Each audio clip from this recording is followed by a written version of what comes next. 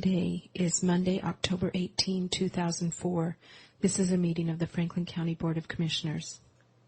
Clark thing, or the whatever, that Heritage Days was wonderful. They had almost 1,900 people checked in. Of course, people just came and went because it was so miserably cold and rainy.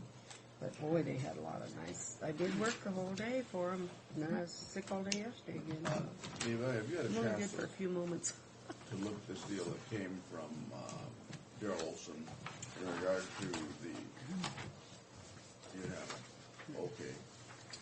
We've been asked to take a position on this. Well, yeah.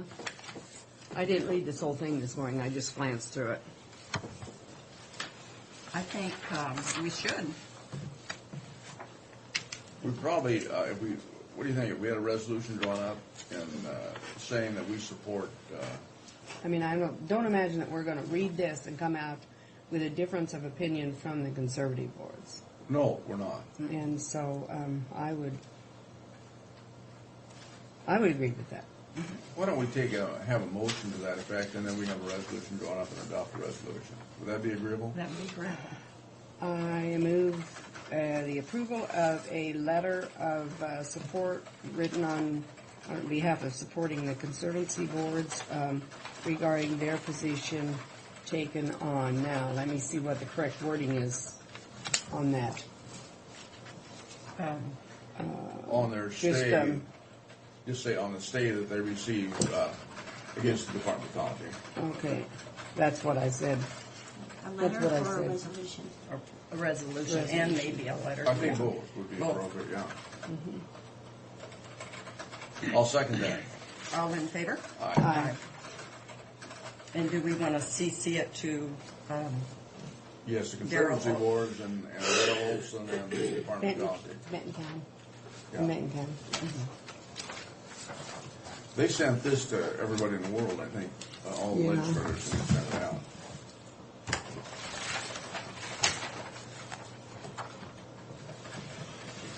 I move for approval of the consent agenda. I'll second the motion. all in favor? Aye.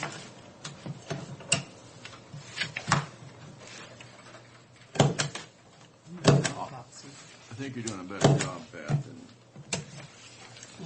Your predecessor on the stamper. I'm sorry you were sick. You were sick. I've wasted a lot of weeks lately. I've got to get over this business. Can't do this anymore. well, you're feeling better now, aren't you? Yeah, I feel better. I think kind of like a tire that's got a slow leak in it. By the middle of the day, I'm kind of wiped out, not able to carry the load.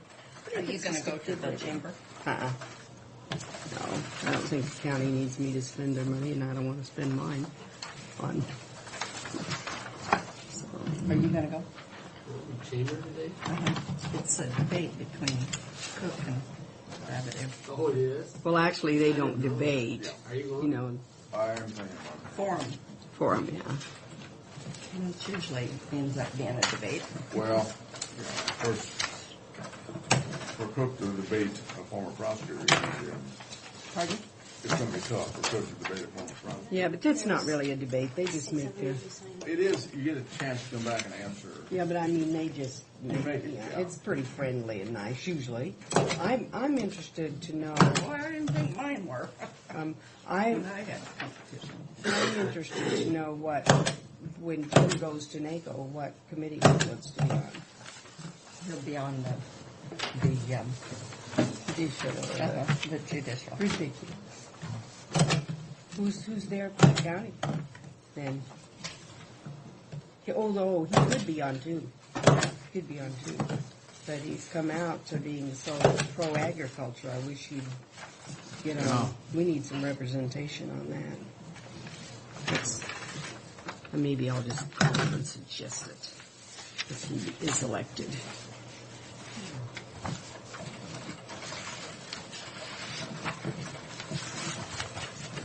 You went to a couple of meetings on the Odessa sub-aquifer. One, to be exact. What meeting? He went to the public meeting in Moses Lake. He's never gone to the Columbia Basin Development ones where they really work on it. And You know, the courthouse right now? No, not since you and I. When they opened up that ceiling back there where the commissioner's office were, Yeah. Oh, I and saw the took- pictures. I took those pictures to show Dave and Dorothy Wagner. no, I mean, they opened that ceiling up where you can see the arch ceiling. I know. And the oval. Uh-huh. Oh, you see Yeah, that? I saw those pictures. Who's but- our, Oh, our you saw the friend, picture, who's our okay. friend that takes the pictures? Jeremy will. Jerry. I want to make sure that he gets up there and gets pictures of it with all the paint off of it. Because if you notice when you drove by there today, they took all the paint off. Yeah. I've been Yeah, watching it well, from the it's outside. interesting the way they worked around that. Yeah, they worked here Thursday and Friday so they could work Saturday and Sunday because they couldn't hold up the rest of the contractors and they didn't want to bring that lead paint down on people coming in and out of the courthouse. So we were on it this weekend. Yeah, I drive by every chance I get to see what it's like on the outside. I wouldn't mind going in it today if we can. Jerry said it was, he didn't think Well, anybody it should looks like go we in. get down here early today. We can go this morning before we go to the chamber. What? Jerry didn't. Jerry like what? said because of all of the stuff in the air, he wasn't so sure it was safe to go in there. Oh, they're good. Are they in And if you there? go in, you have to carry a breather with you. And Mask. Good morning, gentlemen.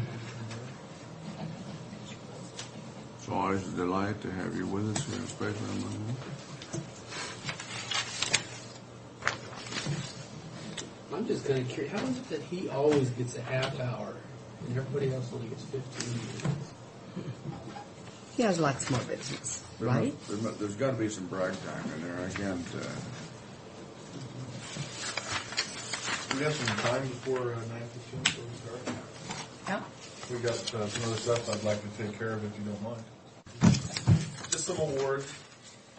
I see.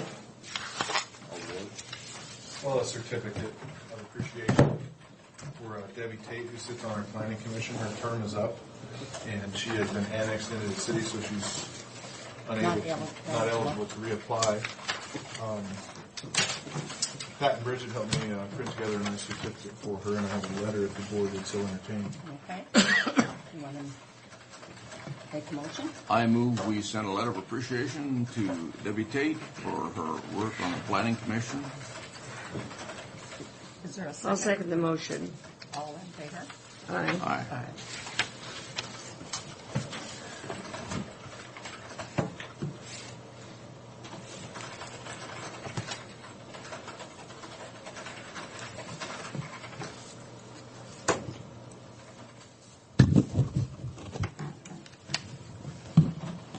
I feel bad about messing this up with my signature.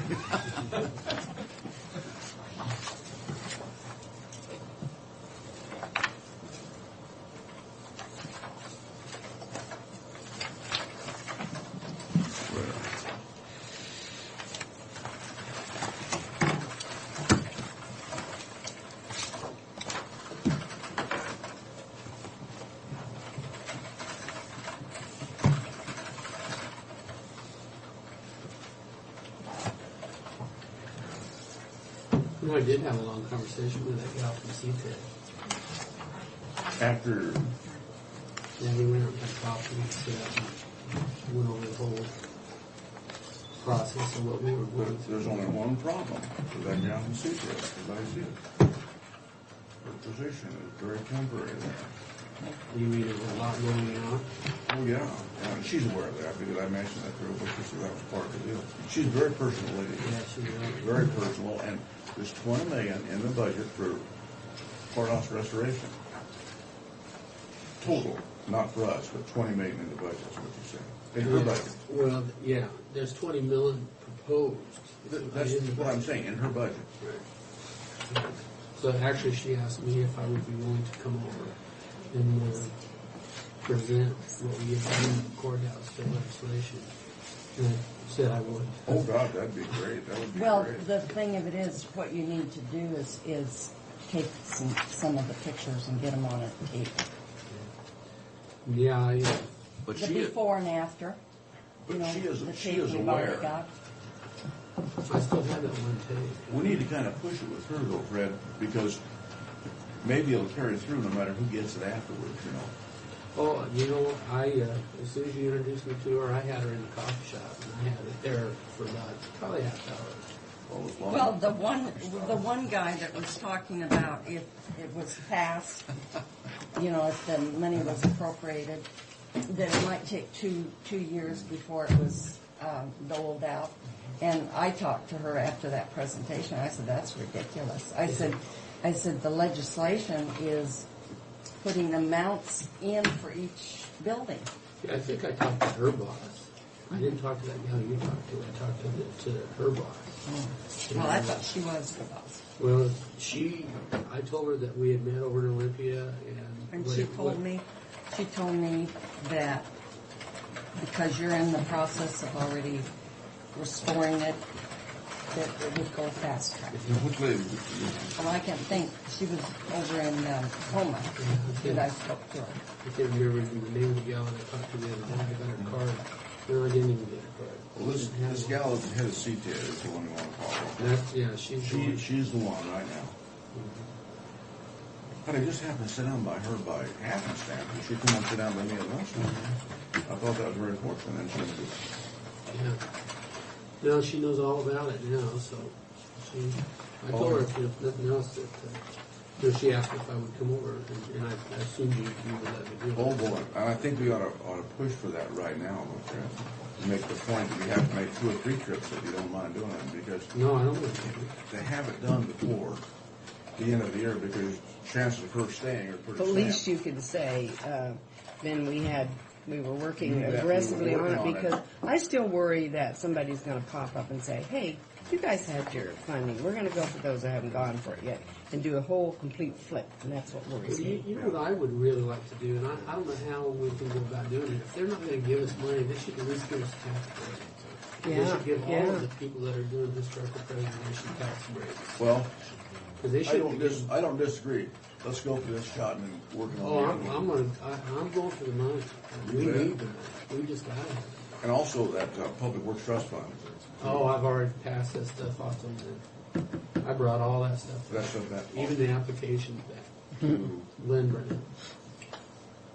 You know, the Lynn Madison Brennan? City Water District. Oh, yes, yeah, Yeah. out there, but there are other things here within the county. Lynn, yes, for them at Basin City, that would be good, but I think there are other options here within the county that we could avail ourselves. Well, the stuff that I looked at, We're still waiting. the stuff I didn't want to, I mean, it's pretty specific. It's for water, sewer, roads, bridges, that type of stuff. And I talked to Tim about it a little bit later on that afternoon. He's well aware of it. He was going to use that Public Works Trust Fund money to do that additional roads that we were talking about earlier. Well, now here's the thing that they need to remember too. We lost money in the transfer. We can't make that transfer in to our current expense. That money went back to Public Works. Mm-hmm. That money could be leveraged into this Public Trust Fund, and we could do some of those roads. Yeah. Tim's going to be in today.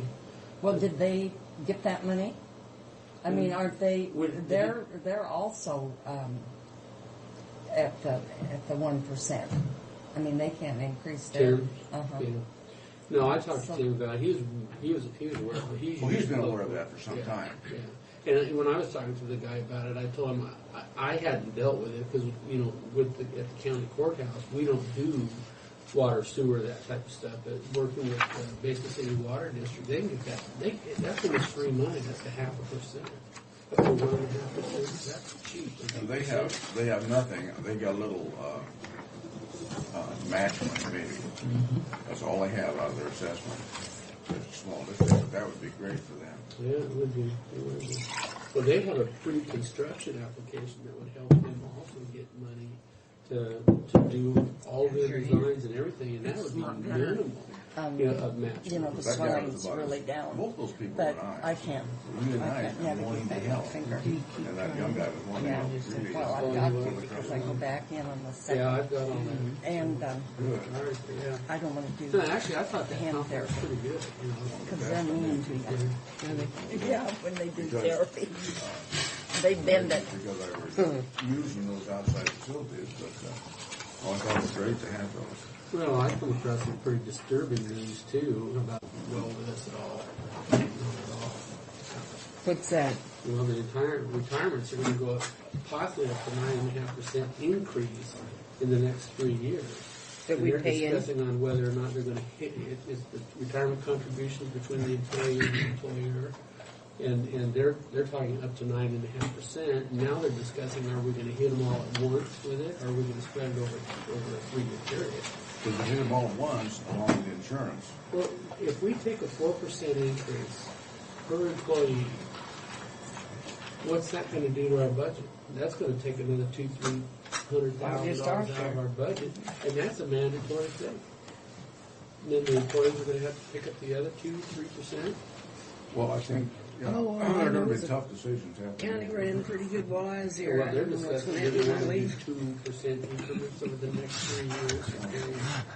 They Okay, have- we're There here you for go. a public hearing, Meeting. for, It's a public meeting, aren't we? Public meeting. oh, well, I'm reading, why is this up here for then? This is the second discussion? It's the, Second. Yeah, we had Oh, yeah. the public hearing from the planning commission. I This don't is just a understand. public meeting.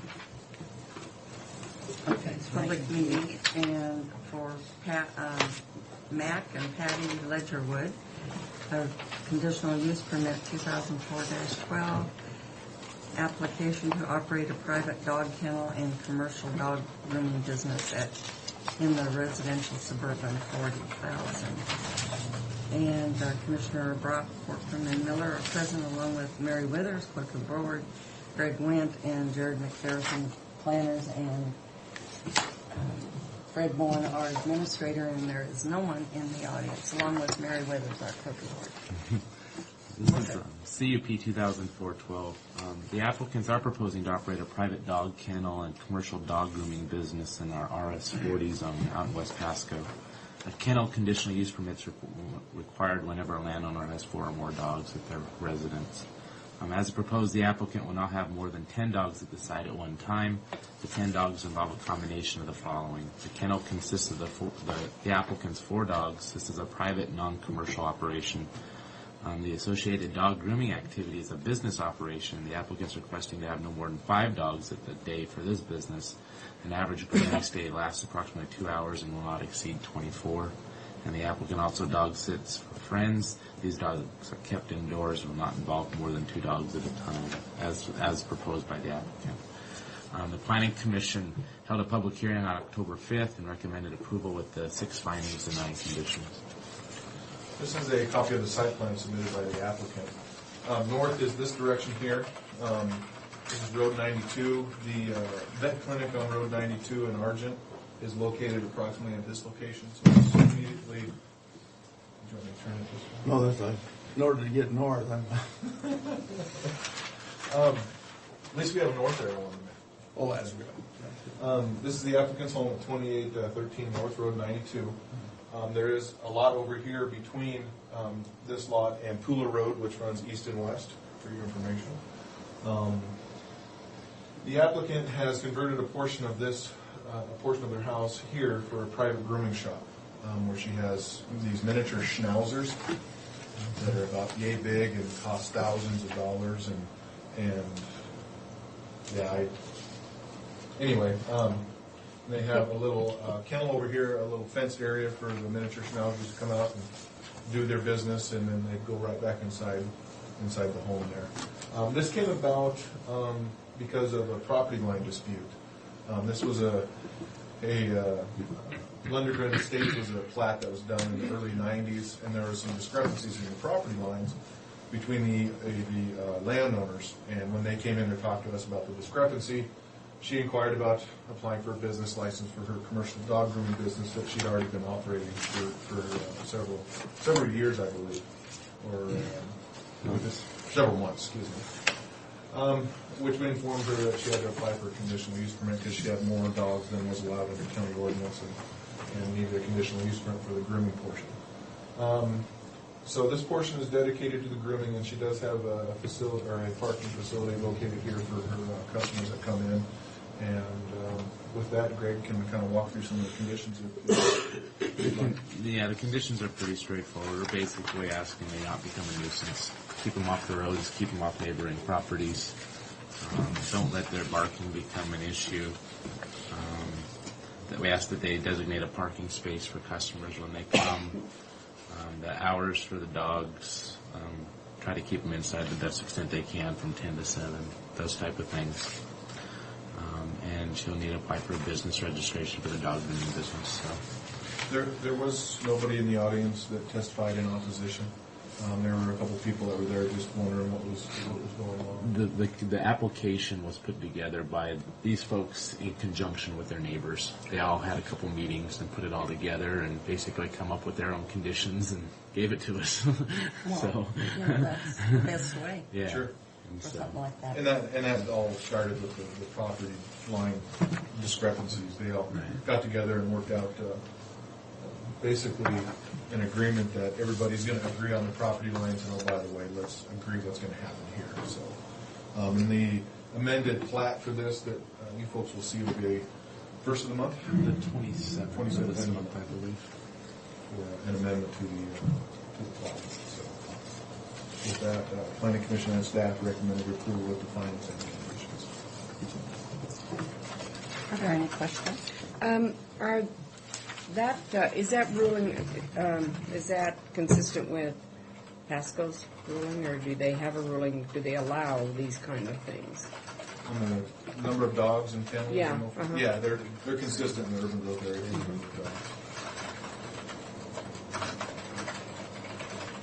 My only, excuse me, my only comment, if there is any problem with dog barking, they lose the CUP, it just can't happen. That can just absolutely be the most distracting thing in the world. 10 dogs, a lot of dogs. Just gag them, they're little. Well, the property owner has 4 of her own, and she does dog sit from time to time. So most of the time there'd be no more than 4 dogs at a time that stay overnight. I can't imagine. And these, 4 dogs. you know, people testify have 2 and they bark that these dogs are in the neighborhood of thousands of dollars. And these are high pricey show dogs, And they don't bark. no, not that they don't bark, that they don't, they go outside, do their business, and come back inside. And bark inside. But do they, an expensive dog like that, do they do their business any differently than a cheap little dog like I might own out there? Is that? Just a little smaller. I was going to suggest you should have sent your daughter 4 of those, and she could have had her own. Oh, dog business too. I don't have any other questions. Then I would entertain a motion. I move we grant approval to conditional use permit application CUP 2004-12, subject to the 6 findings of fact and 9 conditions, providing those dogs don't bark. Second. All in favor? Aye. Aye. And I think that's a benefit of having it under conditional use permit. Oh, boy. Yeah. Well, if they're happy dogs and they're all trained, they won't be barking and being crazy. But I got 2 in my neighborhood. If I could hire a hitman, I would. Oh, boy. They bark all the time when people are gone. She leaves about 4 o'clock in the morning, works out the DOE or someplace out there. And the husband is in construction, so he's gone all the time. And you can tell that that's the problem, because on the weekend, the dogs don't bark. Do they bark a lot too? Oh, constantly, all day long. Oh, And they God. don't. And somebody said, well, there were strangers in the neighborhood in the middle of the night, and these dogs barked at them. And I said, yeah, and they bark at every bird and every cat. You know, they do. I've watched them. And you feel sorry for them. I try to talk to them, but they don't like me.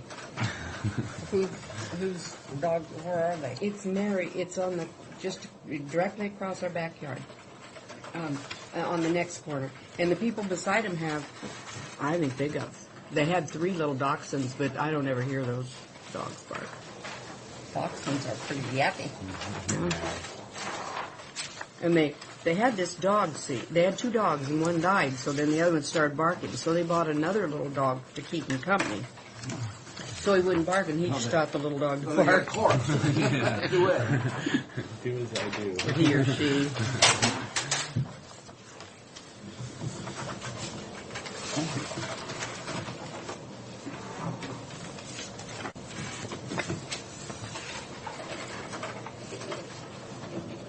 But if you want to see a variety of expensive dogs, come to our neighborhood, because at night it's the dog and pig parade, you know.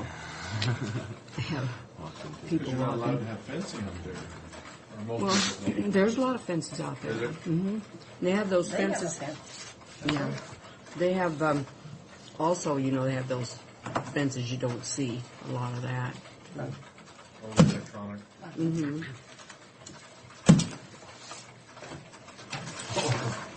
Invisible fence. Those traumatizing Yeah. shot collar. I guess they work. I don't know. It's just Yeah, that they do. after dark, everybody just turns the dogs loose anyway. You know, I come home from a meeting, there's dogs all over the place.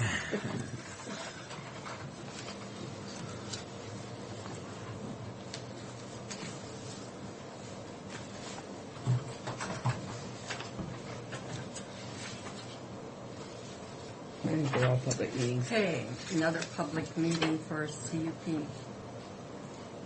Is this 14?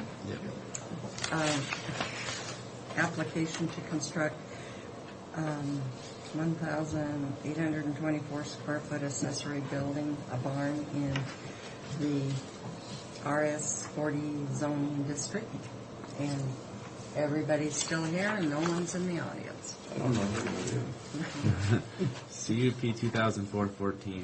As stated, this is a CUP to obtain approval to construct an 1,824 square foot barn.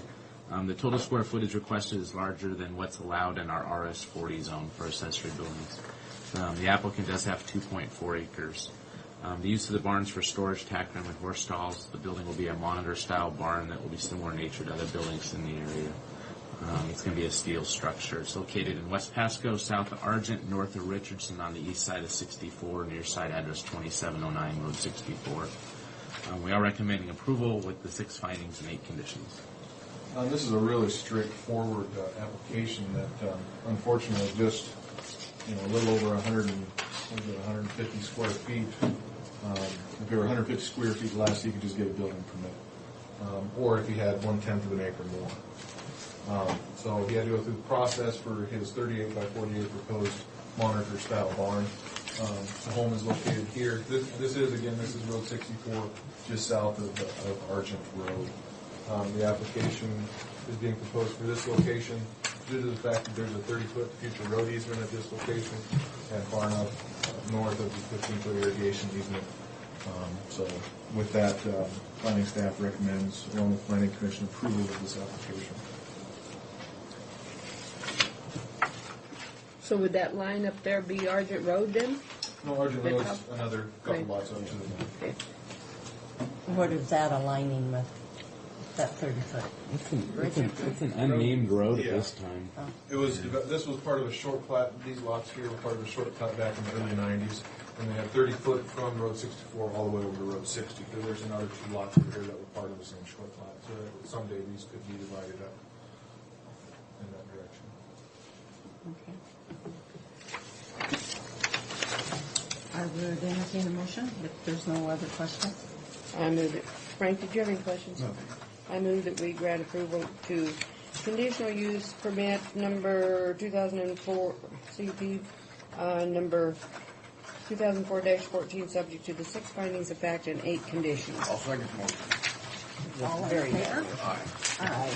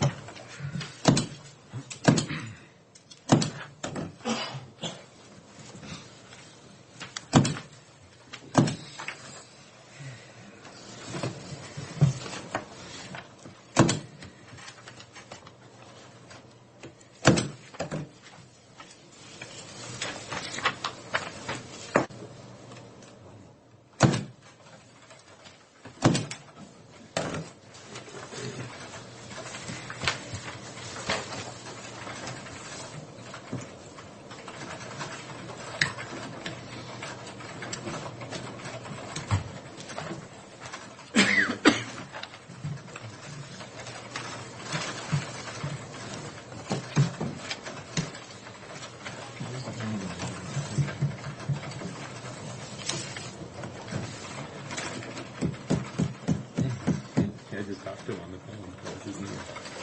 Clifford.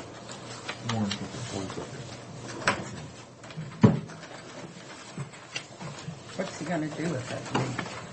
Barn, Pardon? what is that guy gonna do with it? He has animals on his property, horses.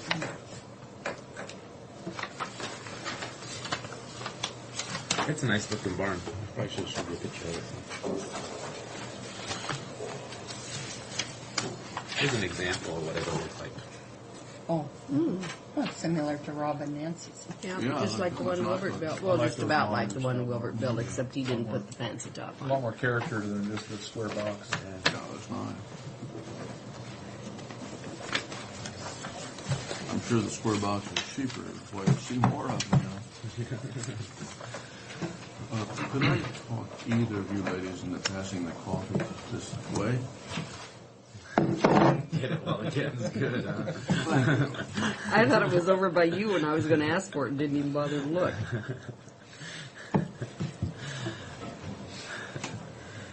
Thanks, Frank. Hey, you're more than welcome. Okay. We are here for, what's a TC? Text change.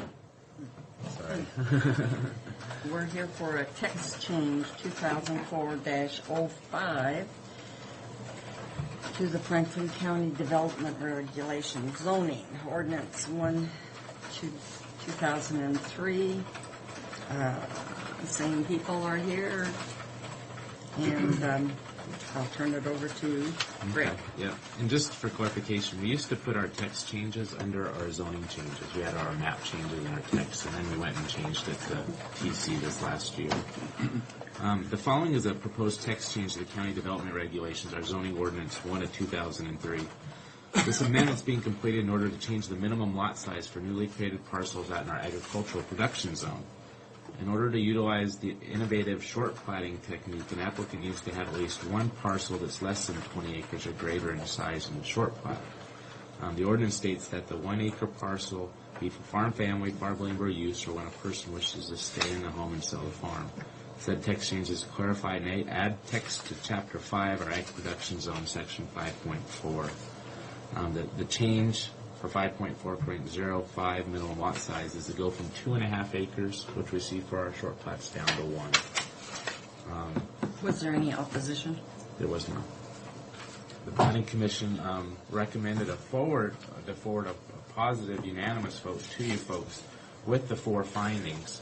If you turn to page 2, the first 3 findings are pretty standard. The 4th one is the Planning Commission recommends as part of this text change approval that the Board of County Commissioners require the Planning Department staff to begin administering a 1-to-20 density requirement for platting as directed in the comp plan and zoning ordinance. For every short plat lot created, a parcel of 20 acres or greater must exist. You want to cover Well, that? Is that anything different than we're doing now? Well, historically, we in the planning department have always, we've been following the trend through previous administrations. Whenever somebody wanted to do a short plat in the ag zone, they wanted to put an acre or 2 around their house, and as long as they had 20 acres left over, they could do it. Whether they had 1 lot, 2 lots, or 3 lots. Say they had 3 1-acre lots, as long as they had 20 acres left over, no problem. Well, the Planning Commission wishes that the planning staff would enforce more consistent with the GMA comp plan and our zoning ordinance as far as the density requirement. So for example, for every 1 1-acre lot or a lot that's less than 20 acres, you have to have 20 left over So for every for one of each those So lots. for 3, you'd have to have 60. 60. Which for 99% of the applications we see isn't a problem. I think their fear is to see a lot of these people just coming in and doing 3 1-acre lots and a 20, 3 1-acre lots and a 20, end up having more of these smaller lots out in the ag zone that eventually could become non-conforming with non-agricultural activities. But you say you don't think it's going to be much of a... There In is the always that irrigated one. areas, we could have a couple, we could have 1 or 2 issues a year where somebody doesn't get a chance to I do see some it. problems coming up with this one, and not that I really disagree with it, but I see some problems coming up with it on individual. In most of the cases, we wouldn't have any problem. but they're individual pieces of land that this wouldn't work with. And how do you handle those? Well, can't we do a variance on something like that? Greg and I talked about that, and I mean that's something that could be done. A variance procedure from the density requirements. If there's a reason for it, I mean, I don't What's a know. valid reason?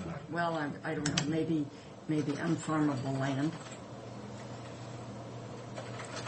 Well, or land that lends itself to development, and quite a bit of that ground coming up along the Columbia. Well, that'll all be in a different designation. That's what I was gonna say, This is then just you could have a strictly development. ag production zoning. Everything that's not rural or shoreline development, or it's stuff that's not really eligible. What do you for- call that? Rural? Rural residential? It's a limited area of more intensive rural development. A Oh, land good grief. Limited what? limited area This was a state acronym. This wasn't us. of more intensive.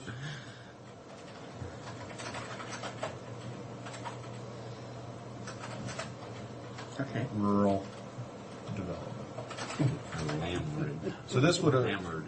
these density requirements strictly are to ag zoning, stuff that is outside of the development. And this is required under state law, under state growth management, Remember? the density requirement. But now you can Land. go to All right. a 1 acre lot, and for each 1 acre lot, you have to have 20 acres beyond that. So if you want to do a 1 acre lot, you have to have at least 20 left over. If you want to do 2 lots, you have to have 40 left over. If you want to do 3 lots, you have to have at least 60 left over. And those can be in different, you don't have to have 120 broken off with each one lot. It can be, 60 over here and 3 60 beside or each other. 320s or 240s. I mean, it's just as long as there's that ratio there. And 90% of the time, it's not a problem. In the irrigated areas, we've done so many short plats out there over the course of the last decade that we could start to run into a few problems. We'll have 1 or 2 issues a year that maybe. Well, we're going to run into problems in this.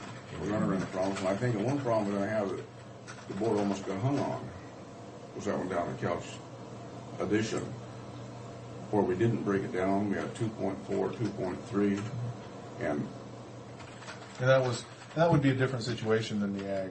well, it would be a different situation, but this would be applicable to that, would it not? Well, this is a density requirement. That was a minimum lot size.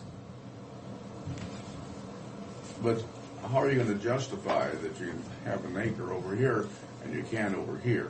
I mean, really, Well, it would just limit people. Instead of someone, say that someone had 22 acres. And well, I'm they- not even speaking of that one. well, this only applies to those that have the larger ag. I know, but what I'm saying is we had that situation down in the Couch Addition, Off of Birch there. yeah, off of Birch, where we had this guy that wanted to have 2 lots, and they didn't meet the requirement. Correct. And we had also, and I think it was approved in here that we would grant the variance. And I'm not saying that was wrong to approve it, but what I'm saying is we're not, and then we changed and went back and said we can't do that. But with this, if that ground were outside of that area, you might have something up the road, a half a mile, that you could have an acre, is what I'm saying. You could have 1 acre, and he can't down here. In that Couch Addition, that would be, But wasn't that the way that was platted? That it was platted that minimum lot size was 5 acres? Right. That was the zoning requirement, was a minimum of 5. But there were Or some 2.5. there- It's now 5, but it was 2.5. it was 2.5, and we made and the reason we made that, it was 2.3 or something, just, It was just under. it was just just under, yeah. barely 2.4, I think, May have been but two. there were some that was 1/4 of an acre They were behind them. 1.25 acre. Yeah, 1 1/4 acre. But we're done back in the 80s when it was 1 acre zoning. And the very people that were vehemently opposed to us doing that less than 2.5 acre segregation were on those 1 1/4 acre lots. And then It the, didn't make sense to me. the group I of mean, people, let me have it, but no one else. well, there's a lot of that, there's a lot of that. the group of people up there that live in that North Slope Estates, then a majority of them, maybe not those, or maybe they were part of it, got together and requested a rezone from 2.5 back to 5. Five, yes, but the one woman, she had bought 2 of those lots, but they still were, I mean, she could sell that one lot off down the road if she doesn't use it for pasture for her horses or whatever But she she- had. But if somebody What had, that guy was gonna do with that lot. He was say, gonna have so- say somebody had 22 acres and they had a house on it and they wanted to separate their house off, they could do that still under this density requirement. They could take an acre off of their house and still have 20 left over. They just couldn't take 2 1-acre lots off of there. Only one. Okay, suppose they had 19 acres. Then they're in trouble. Then they would. They couldn't do that. They couldn't do that now. Existing regulation, the under existing way that we're been doing. That's what I'm saying, they couldn't do that. Right. They couldn't do it now, or they'd have more option. They'd under the 1-acre rule. If we go with this, is they could get closer. They might be able to do it if they have like 21 acres. But if they have 20 acres only, they couldn't do it. They have to have at least. So what you're saying is some things you're just not going to be able to do. I mean, they wouldn't be. You can't I mean, make this it would allow more perfect for everybody. flexibility under our current regulations for those that meet the density requirements. Right, because the density requirements are basically going to inhibit the people that are less than 40 acres. If you have less than 40 acres, you're only going to still be able to take off that one 1-acre parcel instead of up to 3 like you were used to be able to.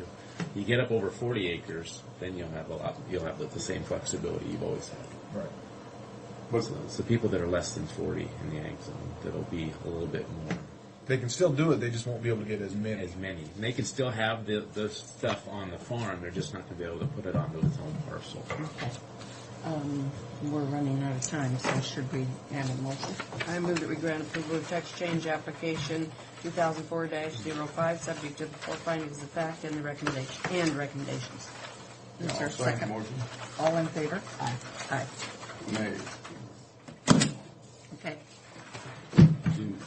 Did you? Okay. Do we have a resolution? It's an ordinance, actually. Ordinance. Did you type in the ordinance number? No, you. Oh, for Pete's sake.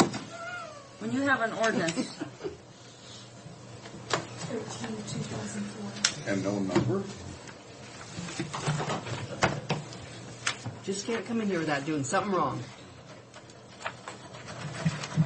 Jim, I think that would both less than me. So, Mr. Brock, on your nay vote, what you see? I just don't have all my questions answered Okay. on this thing. And I just consider some potential down the road of having He problems. wants to be Sure. able to say yes to everybody, don't you? I didn't support him.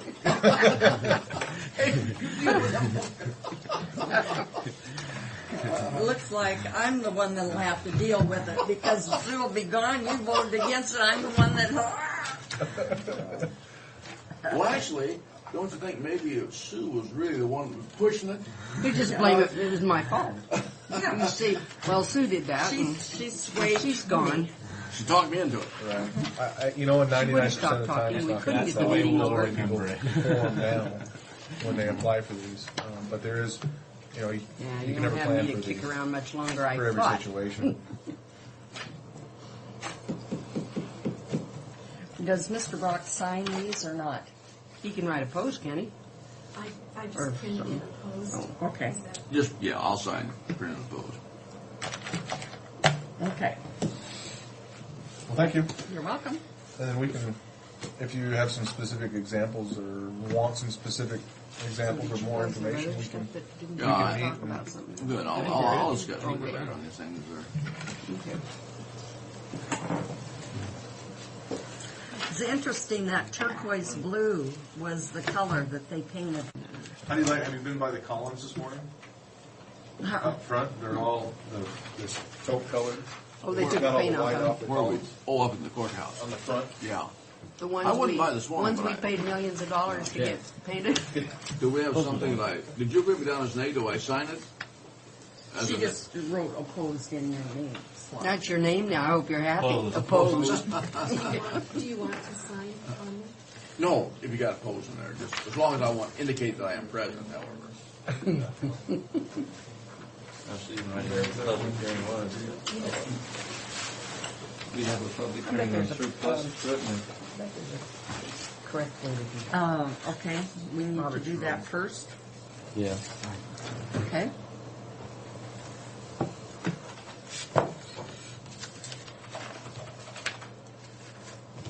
Oh, you have a public hearing. What I got here is a notice of public auction, assuming we're gonna approve. There's nobody here against anything. Go ahead.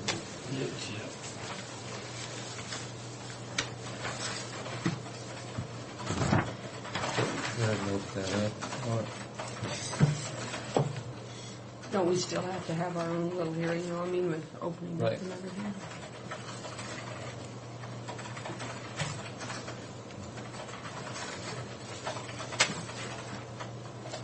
I would entertain a motion to, We gotta have You a have to hearing. have a hearing, you don't know. Say nobody's here. On here, notice of surplus equipment. It's one of the process. Plus, I got a comment to make too, so I'm looking for- okay, Commissioner Brock, Corcoran, Miller, our president, along with Mary Withers, clerk of the board, Tim Fife, our county engineer, and Fred Bowen, our county administrator, and we're here for a public hearing in regard to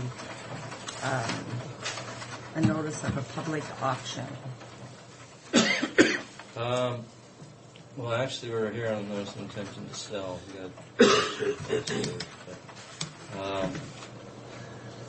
we, on 4th of October, had you sign a notice that went in, it was advertised. In that notice, it included another vehicle that's not on this list.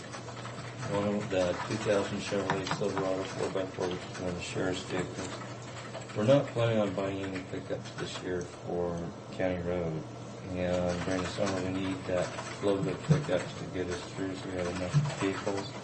So rather than sell it this year, County Road will pick that vehicle up and pay for it this year. To the sheriff, and then we'll sell it at auction next year.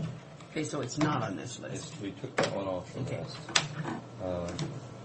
So with that off the list, I'm recommending that we go ahead and declare and surplus and As listed. as listed in the notice of public auction.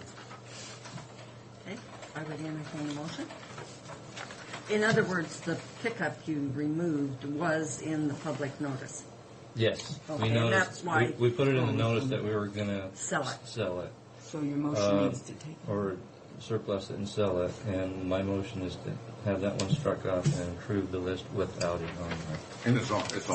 It's off that list. The list. I move we sell the below listed vehicles at public auction, the Booker auction at 10 a.m. November 6th. Is there a second? Do you want to note that that one has been removed in case somebody saw it on the original list, or was there any I opportunity? think it's in the Is it in record. the- Okay. Is it in the minutes? Okay, I'll second the motion. Okay. I'll second the motion. All in favor? Aye.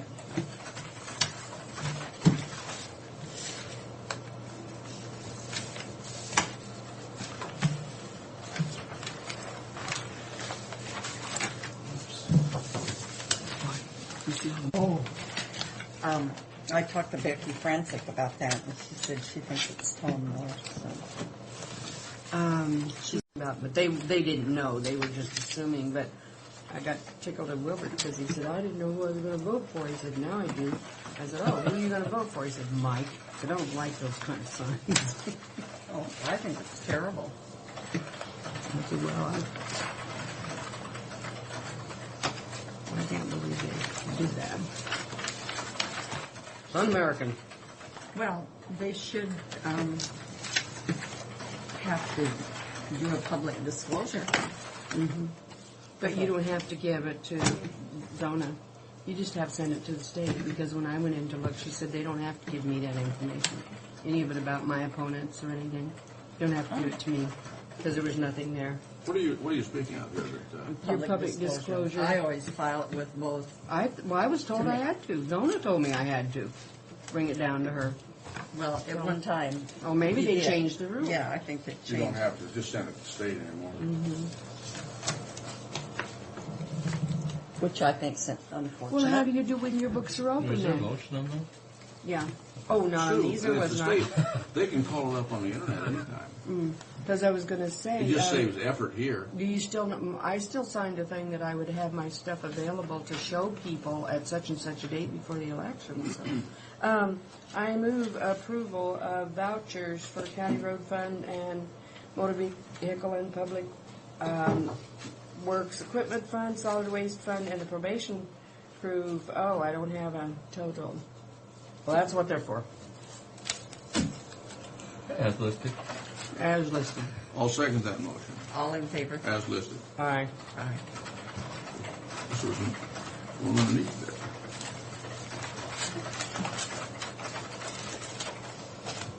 Oh, you're getting ahead of us, Frank. What? We haven't done this one yet. But he's signing them. I just signed it. What's wrong? I signed it. We might vote it down. Okay, we need a motion for call for bids for 2 new pup trailers. Right. So moved. Second. All in favor? Aye. Okay, Now, now you can sign now it. I can sign. I'm the only one that's legal around here. Hey, Ron, move up. You got here just in time. Come on up here. What are you gonna do? Cause trouble, Ron, this morning? Well, you gotta do what you're good at. You just want clarification so we can. We've got a problem or two, I understand. It's been ongoing one. We thought we had resolved it, but we don't.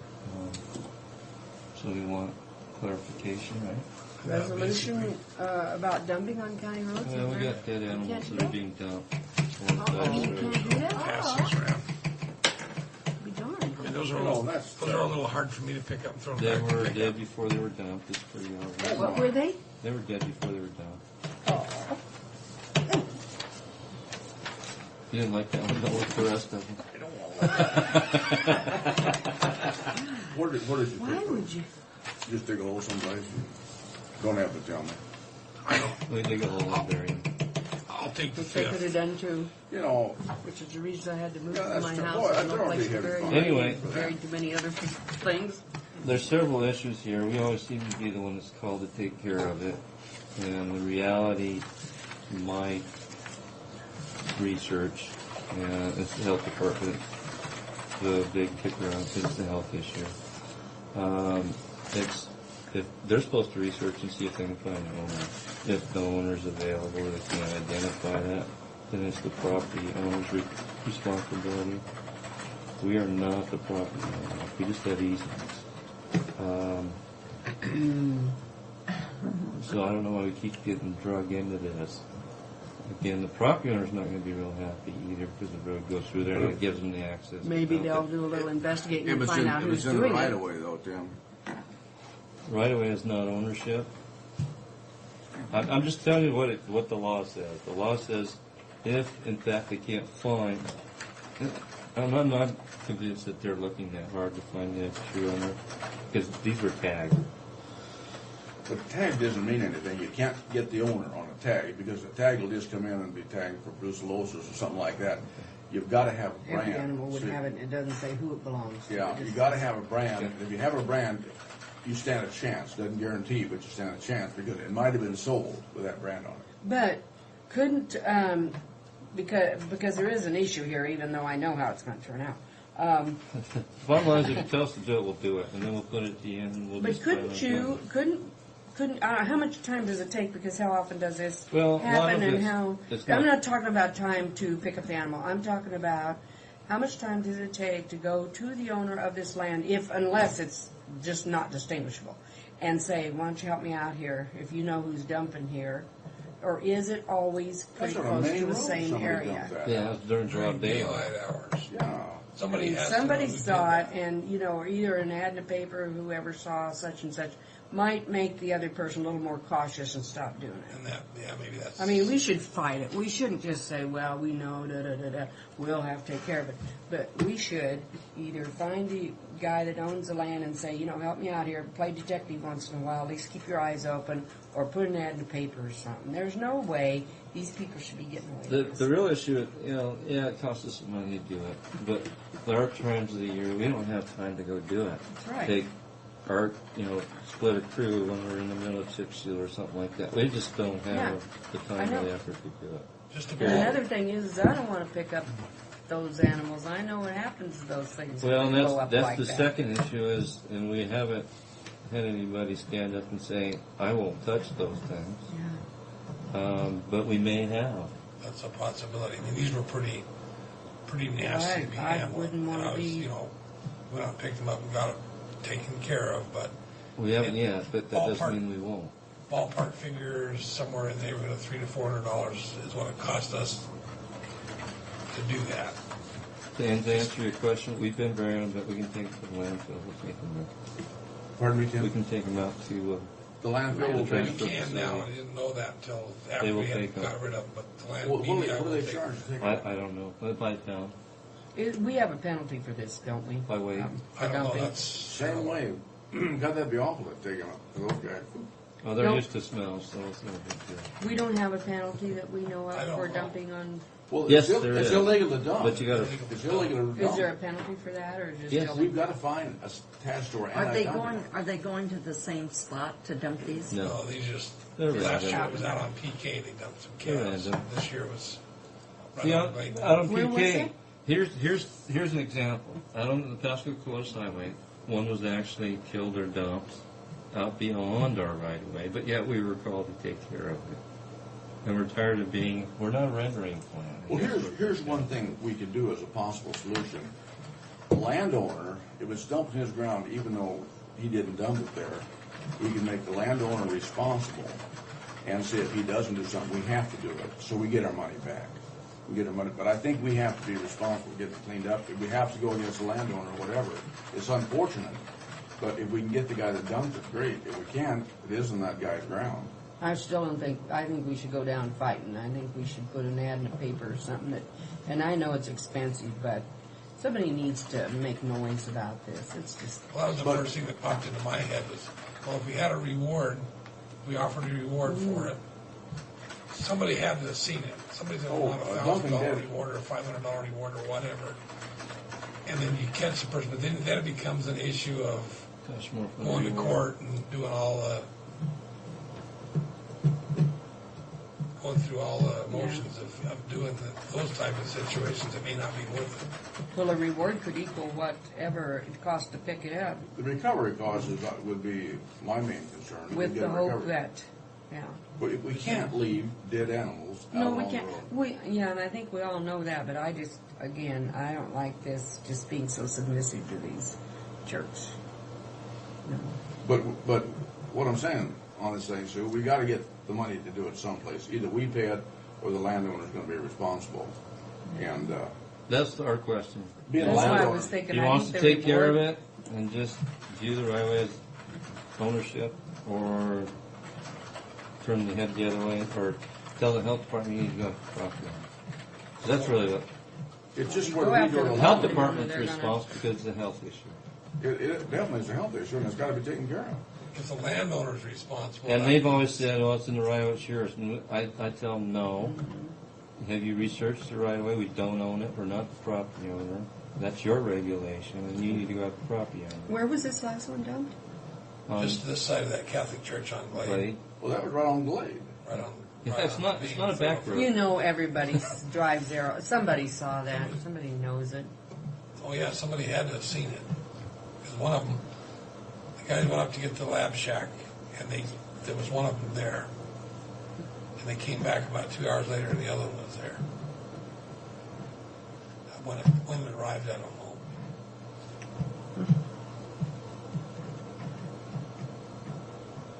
So I guess we're looking for guidance. Well, if an animal is hit on, If it's On a a traffic roadway. hazard and it's in the road, we have to take care of it. but you're saying because it's on the shoulder it's or off in the the road. ditch, but it's still in our right of way, that isn't our responsibility. That's what I'm proposing, but if you don't want us to deal with them that way, that's fine. It still We has just to be we taken want care of. we want to know when I tell the health department, go after the property owner, that it's not going to come in here and get reversed. Okay? If that's the case, then we'll just take care of it. The health department should be involved. They normally are. But they wouldn't even, actually, they could be, we couldn't get any action. I have an idea. You have the health department involved, yes, because they go out there and they tell the guy, this is a health hazard. You, gotta You need to take care of You it. can't put Now, them we in. know who will do it for a price or whatever, you know. And so then the health department is the bad guy, and somebody else going to pay for it. Well, the thing of it is, the animal has to be taken care of. You leave Yeah, a dead we- animal out, and I, it just, I think we all totally agree on that, but you know, why should we just be known as, I can hear it now, I just take them, dump them on the side of the road and county comes pick them up. You know, I I'm think sure. that's already happening. It That's is what I that mean. way. well, this has happened already. That's what I But- mean. I can just hear people talking like But that.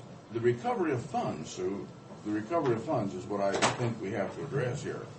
And if it's gonna cost us something, I think we should, as tough as I hate to say it, I In our think- case, it's more recovery of funds. Like I said, It's time. could do it while we're doing chip sealing and would shut down our chip sealing. I get called there for a while I was getting, and maybe we need to have a size restriction on it. There for a while I was getting called for cats and dogs and Uh-huh. skunks and everything else. They were calling me all the time. I said, hey, if the police officer finds a skunk, don't send me a fax telling me there's a dead skunk. Get your butt out of the car and get it off Take the a road. scoop, have a scoop You and a got plastic shovels. bag and do it. That's not You an got unreasonable shovels. request, I don't think. I was getting faxes In and fact, stuff that's what constantly most from the people police department. So want I on told there. the police department, this is not an issue to me, I don't care. It's not that I don't care, it's just not an issue at this time. I got bigger fish to fry, and then it stopped. But now, when I called them about the cows, it was like, well, we don't deal with dead animals. Well, that's not a responsible response to that request, I don't think. At least I would like to have somebody see if they can find a brand or something on it. Can you Investigate. put a number on approximately how many a year you have to pick up?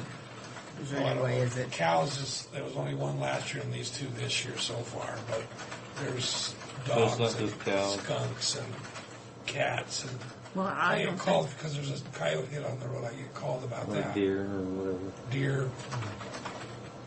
well, like I say, if it's a traffic hazard, We'd like have a to deer, you'd have to handle that, but I Dogs can't. and things like that, I usually get them off the road. And that's it. I don't usually pick them up and pack them away. I usually try to get them, if they're a road hazard, I get them off the road. Try to get them out of sight. For something that's 400 to 600 pound steer, I think we better do something with it. For one thing, people driving by, just the gawk reflex, looking at it, they could have a head on. You know, well, what the heck was that? A cow? That bothers me. So it's a hazard even if it's not in the roadway.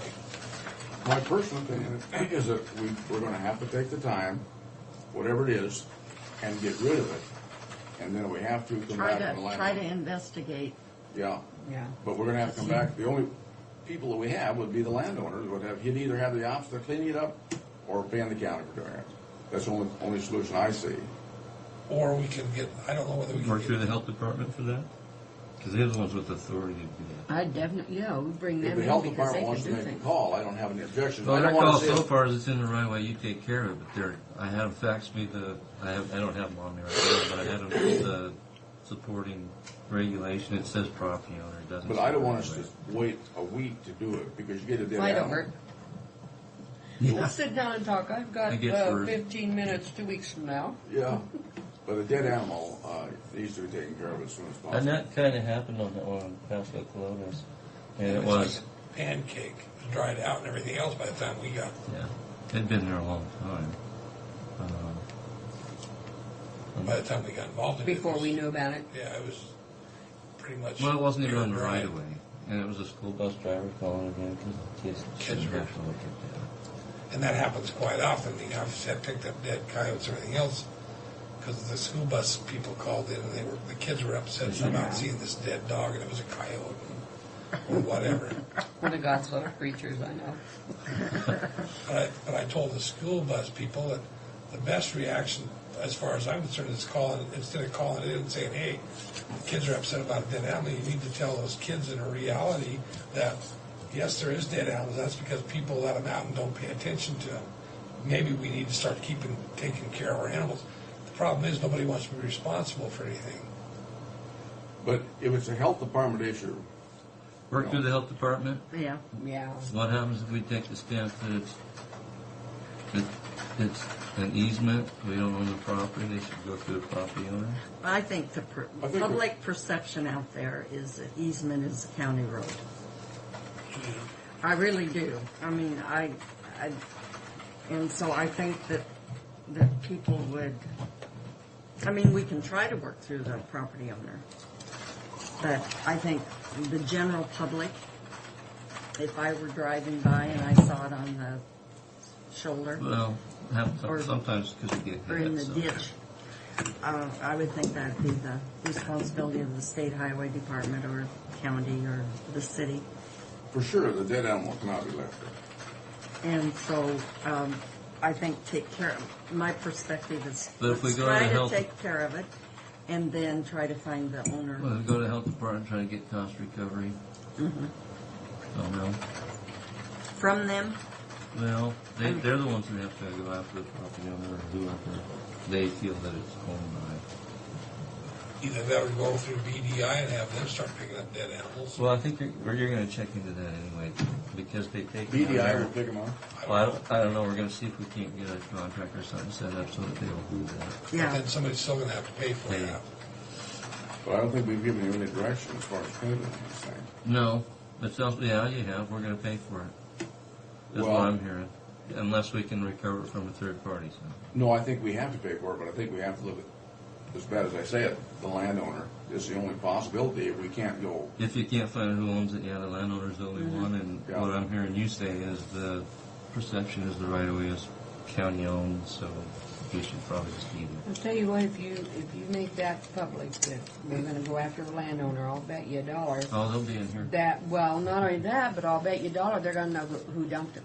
Because somebody Well, that's knows the who's hope. dumping that- those, and they're gonna go if right. nothing else, that's what I'm hoping. If you Yeah. talk to the property owner, they're going to know whose it is. the Who landowner's dumped going to it. be after the The guy coffee that shop, dumped it. I'll the tell you. the coffee shop group, somebody in there knows who did it. It's an investigation thing. An investigation costs the county a lot of money. Yeah. Whether the police department does it or the public works department does it, or whoever does it. But we can follow that up and threaten. I guess what I'm hearing is you don't want us to People follow know through that with their it unless neighbors we are can gonna- find out whose they are. That's dumb.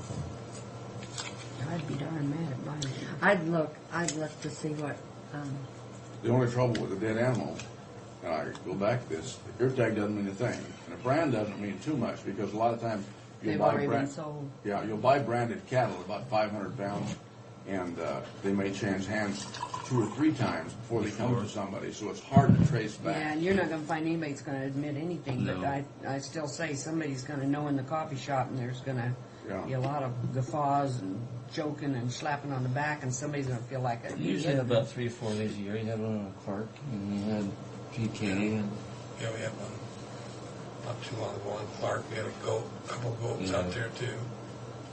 Well, I can see where the goats would come from. well, I think I know where they came from. from too. Well, I think I know where these cows came from, but I can't prove it.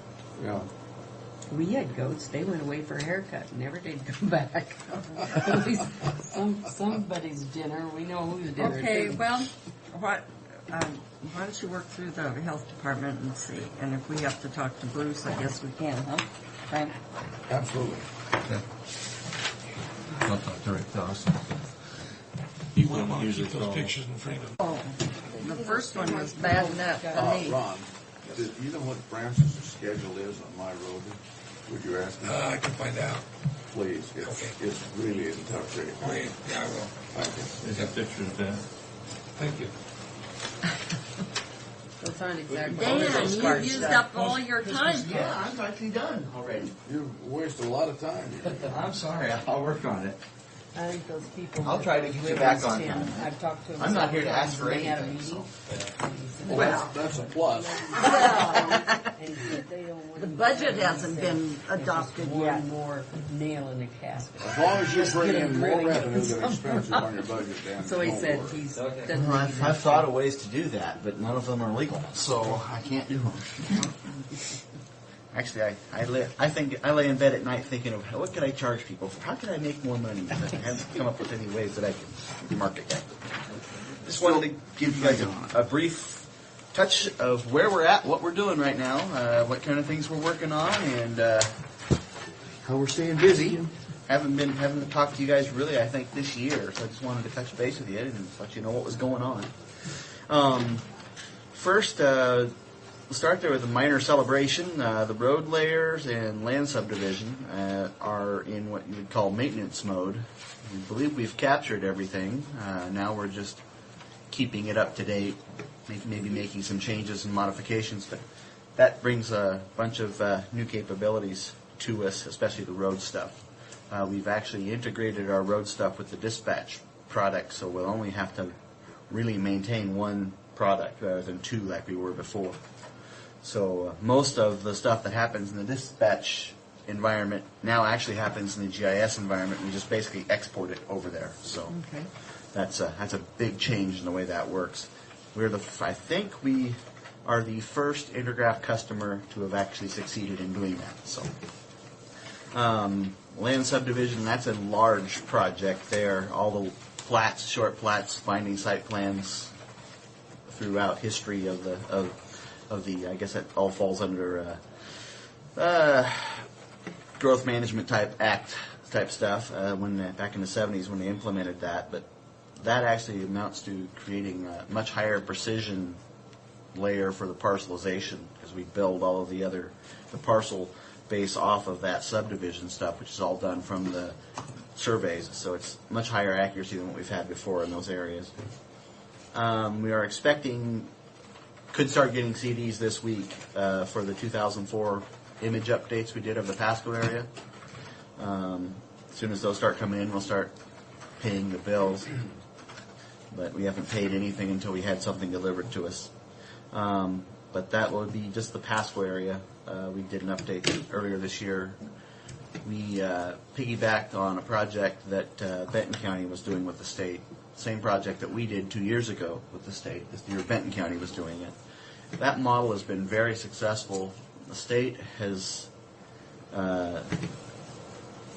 been tossing around this idea, and I hope they actually go forward with it, coming up with a set budget amount that the end users, in this case the counties or the cities or whatever, we could know that if we paid them X number of dollars every year, regardless of whether, we weren't getting photos that year, but every year we had a fixed budget amount that we sent them in every so many years as agreed, we would automatically be getting updated photography. No more having to go out and put projects together. It would all be set. And that idea is really popular with the end users, but the state hasn't so far. They even brought it up, but they haven't swallowed it yet. So we're still pushing from the local level at them to get something like that to work. We've also found a competitor to possibly make the state more interested, because USDA has said they're interested in working with the local government because they're already doing constant updates of photography. What is this OGC? I'm just about. Let's hit that. That means OpenGIS Consortium. That's what it means. Yeah. Well, let's just go there. We got new versions of our web services software. These run on our GIS server. This is not the product the public uses, which is an add-on to Steve's system. It's actually a product that is growing to where it's going to be replacing most of the people who use the GIS desktop product on their computer, such as in planning or out at Public Works or over in the auditor's office. People who do GIS stuff that are right now either requesting printed copies of maps for everything, or else they're using a product called GeoMedia. This replaces that. It's more and more robust. Each product release has got a whole bunch of new stuff in it. It's very easy to use, very simple. We can take care of a lot of a lot of applications that would require expensive piece of software on your desk, we'll be able to replace with that. And in that, Now, do we have to pay for them? no, it's all included in the maintenance, the upgrades, and if we need help getting something to work, that's included in the maintenance. So no, it's not an additional charge. It's part of what you get by being on maintenance. Okay. In that, there were 4 separate products before that our vendor sold in the web arena. They merged it all into one product. So now we have all of it, and that saved us about $30,000 or so of having to buy the other products. We were interested in all the other products, but we couldn't, Afford 'em. we couldn't afford them, and you could really use them if you had them, but you couldn't justify going out and spending the money. Well, now you don't have to worry about it; it's included. We did buy one of the secondary add-on products, and our vendor is getting us full credit for that, so we'll have money to re-spend with them to buy another product if we like. Part of what's been added there is there's been a traditional problem in GIS where vendor A's data won't work with vendor B's product, or just issues that are related to what's called interoperability or data sharing, things like that. Trying to get it so everything works together. And the GIS industry has been kind of ahead of the rest of the computer world, I guess, in one respect, that they've been talking for several years here about how to make everything work together. This plays locally here for us because though all of the FRIS members use Intergraph products, Steve in the assessor's office, his assessment package comes with a competitor's product, Esri, as part of it. And there's no support for the Intergraph side through his vendor. This product, one of the services under the product upgrade that we're going through right now, lets us share data out in a third-party standard format that everybody's supposed to be able to read and write and use, so that no matter what data format I get the data in, I can serve it out in a format that it doesn't matter what major GIS player you've got. You can connect to it and use that data. So there's no translation. There's none of this doesn't work in mind stuff. It all will work together. We've tested the services. They definitely work. And now we're looking at finding ways to simplify publishing our data out that way. That's also something that FRIS enterprise-wide is looking at is, hey, this is a really great way to share data together, and another way that we could also share data to the outside world. Standard ways that everybody would know to use these industry standard things to be able to look at our data. So that's a really positive development. I wanted to give you a little conference report. 2 weeks ago, I was up in Whistler, BC. We had a bear in the hotel come into the hotel and play out. He was out running around in the tennis courts and stuff. It was kind of interesting. Was that in the paper? No, I don't know. There was some place that a bear He was a black bear. He was good sized. I'm not sure. Now there's some place that a bear walked into either a business office or something and was in there for a while and did no damage, but he went inside the building. Did virtually almost no damage. Nobody was playing tennis because it was raining, but the bear came in and was just walking around. He had a good old time. It was fun. We're all coming out for a break, and there's a bear, and everybody runs outside, and they're like, outside? You go outside because the bear's... Well, we were on the second floor. I guess it's okay. The bear's down there, and we're all looking down on the bear. But he hung around outside the hotel there for about an hour before he eventually wandered off. He said tennis, anyone? Yeah. But the focus of the conference, the group that put it on is GITA, which is a Geospatial Information Technologies Association. Horrible name. It used to be called AM/FM. People thought it had something to do with radio, though, and so they changed their name. But GITA has a local chapter, which I don't actually pay dues to, but they were still really active in that group. And the focus this year was on homeland security type issues, especially something you may hear the emergency management people talk about, critical infrastructure protection. It was a really eye-opening presentation, particularly the one put on by the head of security for Bonneville Power Administration. There are so many things that are going on that you don't read about in the paper as far as their infrastructure and stuff. And seeing the same vehicles showing up all over the Pacific Northwest and parking under towers and measuring them and taking pictures and interesting things happening all over the place. And they've done some really interesting drills, and one of the things they've learned is that there's no way they can actually protect the transmission corridors because they're too long. We make our power over here in eastern Washington and use most of it in Seattle, and there's a couple 100 miles of unprotectable transmission line between the dam and the city, and it's just too big and too remote, and you can't put people out there watching all that. They're really trying to be creative, coming up with ways, and we had a really interesting presentation on that. Next, I know you guys are, I've heard about most of these things too, as far as the mosquito control district stuff. I know that they've put in and requested some software and hardware for next year. I'm really, I guess I'd say, excited about the work that we're doing with them because it's one of the great applications of GIS.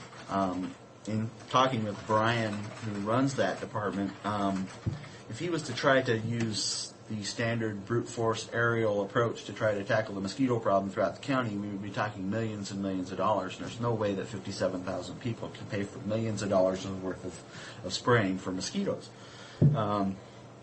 And the analogy that we came up with when we were talking about it was just that day I'd watched something about some newscast about how the special ops approach we used in Afghanistan versus the brute force approach we used, with 10 divisions in Iraq. And we're the special ops is what we're trying to do here. We're trying to take just a few resources and go out and hit the important thing. Use best management practices, build our intelligence ahead of time, know what we need to do, go out and do these few simple, relatively inexpensive things to have a huge impact. And that is really, in my conversations with Brian, I'd say that's really going to be largely driven by GIS. It's going to be really important to planning and implementing the best management practices that he's going to try to do. To understand that, Dan, I would need to have some examples. Brian could give you better ones, but one of them he's talked about is if you wanted to treat, I believe it's a 9-acre wetland, and that requires putting down 3 tons, I think it is, of product, granular product, plus the airplane, etc. It comes to tens of thousands of dollars to do this. No, I guess what I'm asking, how can GIS We use things with GIS. We can even put together some demos. But one of the things we're doing is we started by using aerial photography, land ownership stuff, of course, because he needs to know who owns the piece of ground that a pond sits on or whatever. Using photography, using some federal data called the National Wetlands Inventory, to give them some starting points to say, let's go look at these sites and let's see what we've got there. So that was their first use of GIS, was to plan where are we going to go look. They went out and they looked and they find some of these ponds have disappeared that the federal government's got on their list, and this one's not on there, and we found a new one. But that's how they began their process, was to go out and know where to look to get a starting point rather than just going or driving around. And you have a map. We built the maps. In fact, we actually have given them the free copy. There's a product in our vendor suite called Viewer, which is free. They have that. They actually have copies of all the 2002 aerial photography. They have that national wetlands stuff. They have parcels, so they have land ownership. They have all that running on Brian's computer, and he actually builds them maps. He goes in, they get an image of the area they want to work, and they print it out. And then they've gone out and they've made lots of field annotations and markings and things. And we're actually now working on the procedures for them to take all that information they've collected in the field and bring it back into the system. We're also wanting to, we're going to in this process reduce their amount of paperwork, because their logs will be basically filled out in their computer, and rather than having to re-enter that data again into the computer when they come back from the field, they'll be able to automate that, because they'll just take their handheld unit and do what's called a sync, and it sends the data back in. Brian looks at it, makes sure it's good data, and pulls it into the system. The data's in now, and we can do reports on it. And also it's going to implement the operations side. Right now it's a fairly laborious process for them to figure out where have we been, when were we there, where do we need to get to again, what's an active breeding site, how long ago were we there? Well, the system will do all that for them, help them automate all that so they can say, I need to know every place they're breeding and I haven't been there for 30 days. So I can go back out there and monitor the situation. So, and that's... and what is the last? The last thing is we're slowly in the process of feature by feature in our GIS. We've built many, many features, all the districts, all the open range or subdivisions, anything, all these different types of data. We're in the process now of migrating all of that data into, it's called the Oracle Object Model.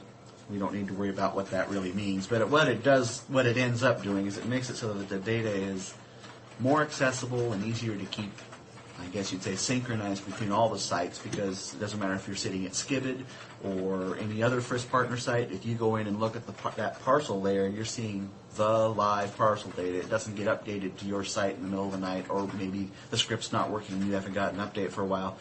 Everybody's looking at the real live thing. Plus, it's much better for being able to share the data back out the other side, because it's part of that open GIS stuff is all built on Oracle. Now, I remember when the Frisk group, specifically PUD, they were frustrated with the slowness of getting the maps built, and so they went to another map. Now, are they... The things they had built are still integrated with what we've got. They weren't really separate. They just chose a different approach to go get some things done quickly. they wanted to get the maps fast. Yes. And didn't worry about the, I guess, the accuracy. Yeah. Is that what I'm trying to say? Yes. Now, do they have those same maps with Those the same- accuracy of our GIS? Those maps that they had have been in the GIS. When I was talking about the land subdivisions coming online in maintenance mode, those land subdivisions are what we are using over time to take, they're all in the city, basically, these areas we're talking about that are low accuracy. And that's also where most of the land subdivision is at. We're using the land subdivision layer to take the poor quality stuff that the PUD had built quickly to turn it into high quality data. Okay. If we had not done that fast approach, though, that they used, if we hadn't fast-tracked that data, we would just now be finishing those parcels, because we would have to do this land subdivision thing. We'd either have to hire a lot of people or take a lot of time. And so we chose an in-between approach and sent them out fast-track, get that stuff in so we can have a useful tool, not perfect, but usable. And now we'll use this to turn that all into high-quality data, like the rest of the county is. Okay. Well, we're way over our time. You waited so much to start. Yes, yeah. Poor Ray, he is out of time. Oh, no, come on.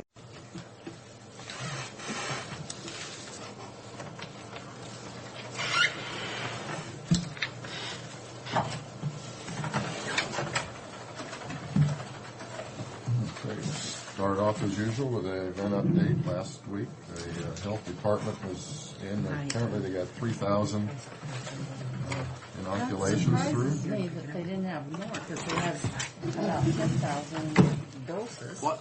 I understood they got about 10,000. Well, that may have been the case. I see October 13th written down as This was 3,000. Maybe that was one day. That was just one day, right? That may have been. That was the first day. Yeah. Then ConAgra 45, Battelle Laser had 90 people for a meeting there. Had another Angus show and sale, about 80 people. RV Potluck, it was only 15 people. They came in and into the RV park, and we gave them a room to have a potluck. It was a pretty simple event. Titans came in on Friday the 15th. Angus sale was $350 on the 16th. At a birthday party at CH2M Hill as a meeting, and then a Hispanic dance on Saturday night, 1438, which wasn't a very large one. The Titans were also on Saturday night, so Saturday was a pretty busy day, as you can see, going across there. CH2M Hill Sunday also, and today. How did they come out of that Spanish dance? It was a small one, and it was about what on the low end of projections. There was, however, a visit by the city code enforcement people, and they were cited in spite of the fact that they turned the sound down significantly. And their comment was, we don't think we can come back here because they're already paying our rent expenses. They're paying $1,500, about $1,500 for a sound meter person to be out there to measure that sound, to stay in compliance. And they get a bill. What we understand is that they're going to charge a $2,500 deposit for expo hall dances and $5,000 deposit on arena side dances. Have you had a Now, chance who's to going talk to to charge? Gary? City. That'll Oh, the just city. kill See, the dances. I don't understand this. It'll kill the dances.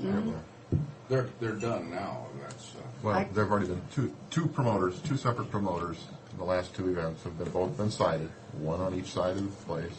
Both had sound monitoring people, which is in compliance. But if the way the code is written, apparently they get a couple calls and they can come in and, Well, I and wonder sign. If you can meet if you can almost get up to the top of your sound abilities by just putting it out Traffic. there and listen to the traffic, the city's got to understand.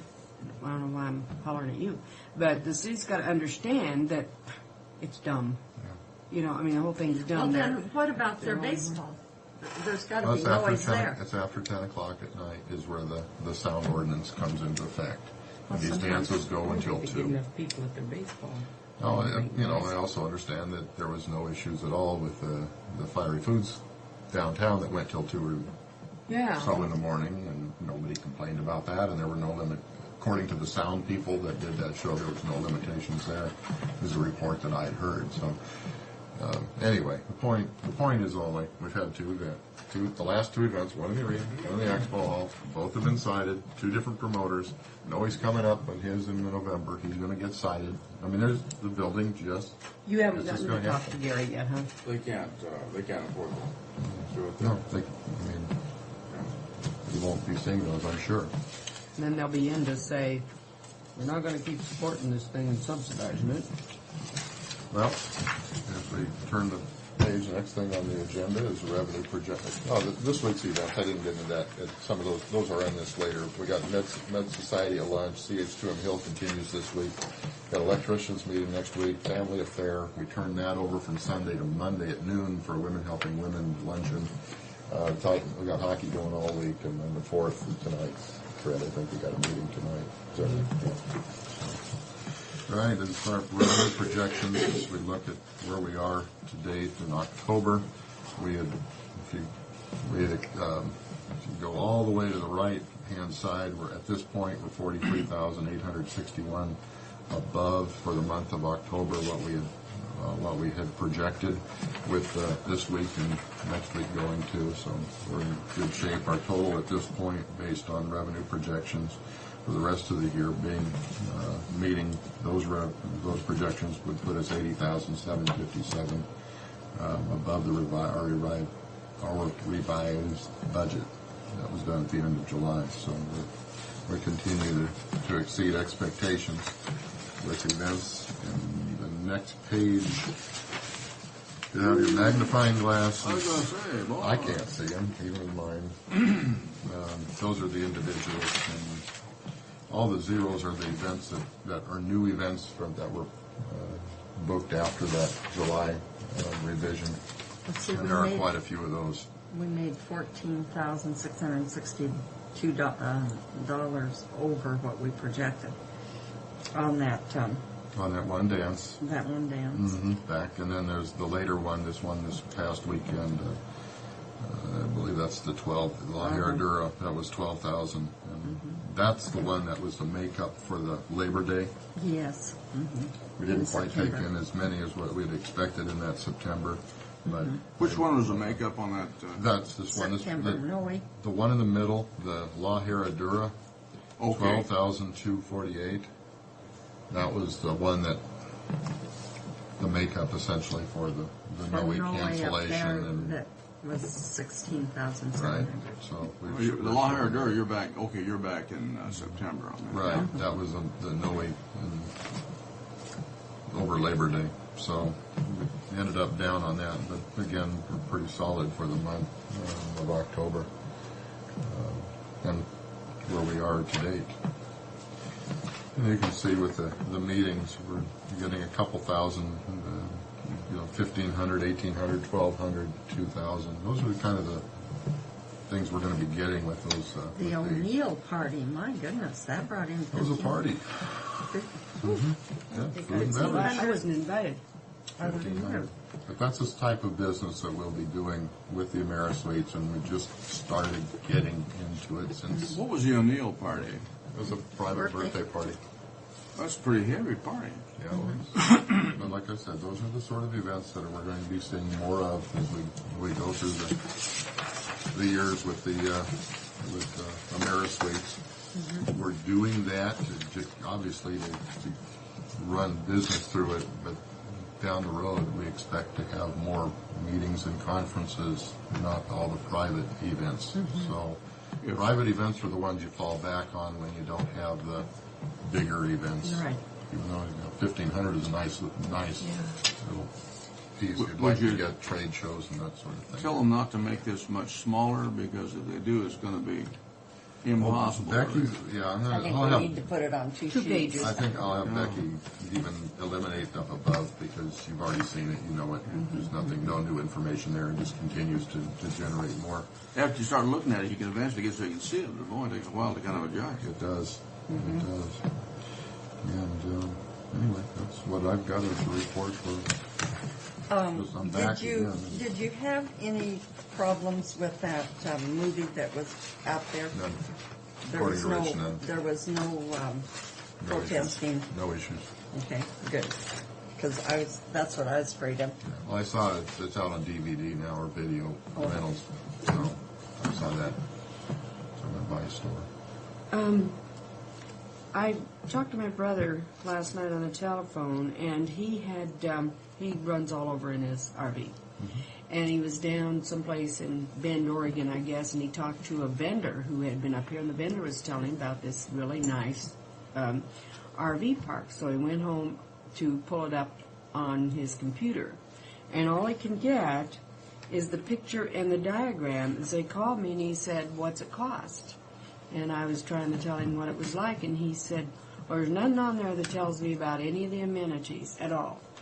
And he said, and so I just had Bridget pull it up, and that is what's on there. And so, and it says to call, and I told David that because I pulled up on mine and then emailed him back, and he said, "I'm not calling anybody." He said, I have email, so I don't have to make phone calls. And so, and he said also, he said, not only that, usually people that, people are on their computers in the evenings, and he said, is he there right now? And I said, well, I don't think so. He said, well, he said, you better do something. So okay. I did call Rich about it. He hasn't, he did call back this morning. I called him back there last night, and no, he was not sitting by the phone on a Sunday evening. Okay. But I thought I'd bring it up and think, because I think we could put it on there and brag a little bit about the park, you know. On that Good Roach dinner, is that the projected revenue that I see on the far side, $1,250? I believe that is. Yeah, and it's probably based on last year's. Yeah, that looks high to me. It may be. I think it was based on what? It was based on last year's revenue. Last year's. Yeah, it could be, but it would be hard to guesstimate at the present time. You know, at $20 or $22 a plate that they're going to have that. Well, it was the bar, and other people came in apparently. And anyway, based on what was done last year. Yeah, I guess that is a high figure. They drank $950 worth and ate. There was something that got Becky and Rich put that together as far as when. Was there additional rent for the room and stuff that wouldn't there be, or do you No, that's buy enough included. meals? That's included in the figure. There's $200 down they had for rent. No, but I mean, oh, okay. That's what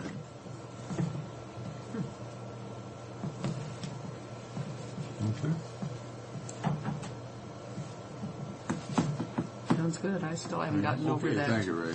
grand opening at the hotel. That was absolutely fabulous. How many people show up in there? Not that many, Fred. You're looking at about 30. Whatever it was last year is what they were trying to project They out took for it the off. rest of the year.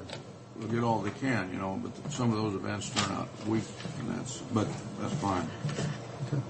All right, see you later. Thank you, Okay, thanks. Do we want to have her print this up? Looks good to me. I didn't read it, but if it looks good to you, I'll go along with it. So you want to, On, on the resolution and also the letter? let's Frank make sure we're asked me. saying what we want to say in this thing a little Yeah, bit. Let's kind of study it just a little bit before we approve it. And I'm going to let you study it, Frank, because I am. Yeah, that was really disappointing to me to find out that that's all that's on there. I don't even know what the prices are or anything.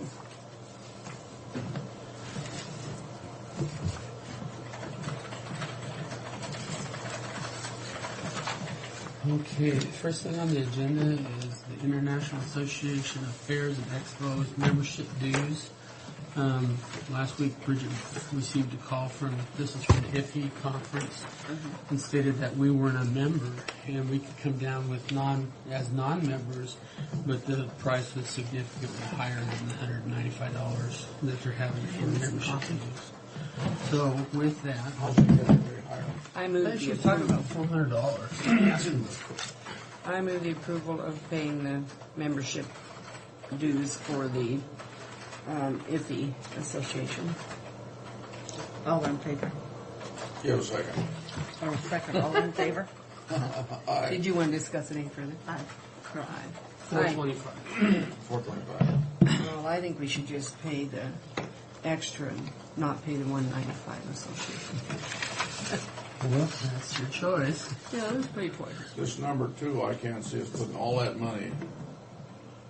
She is always finding an excuse to travel. Always wanting to go someplace.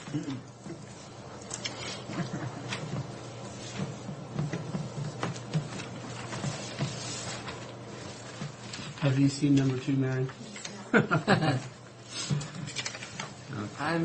Are we ready for the next one? I move approval of out-of-county travel advance for Mary Withers to attend an Imaging 101 workshop in Ellensburg on October 21st. Well, I don't know, but I will second that. Okay, all in favor? Aye. And we better not hear about you going to the bar after the meeting. Yeah. There hadn't better be any lattes on that. Or no bar fights. No Yeah. bailing you out of jail. No Samuel Adams lattes. Yes, yeah. I need to go into executive session on personnel. No, we're going to fire her right after she gets back. For how long? Yeah. Because I don't have cash. I've got a check.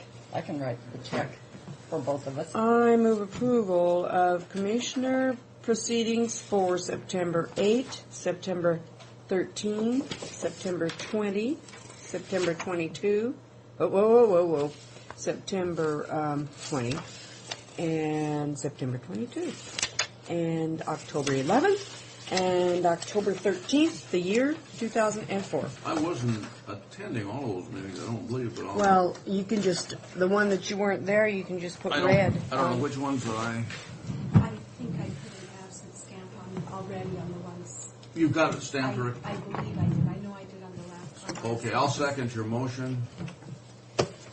Aye. All right. All in favor? Aye.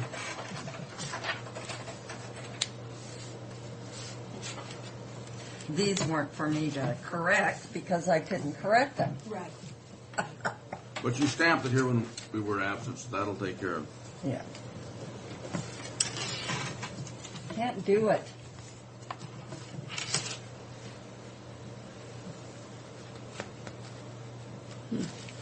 There must be 2 sites for the RV park. Well, on the track thing, it says track RV. Now what's this? Eileen Box. Are we adjourned? Mhm.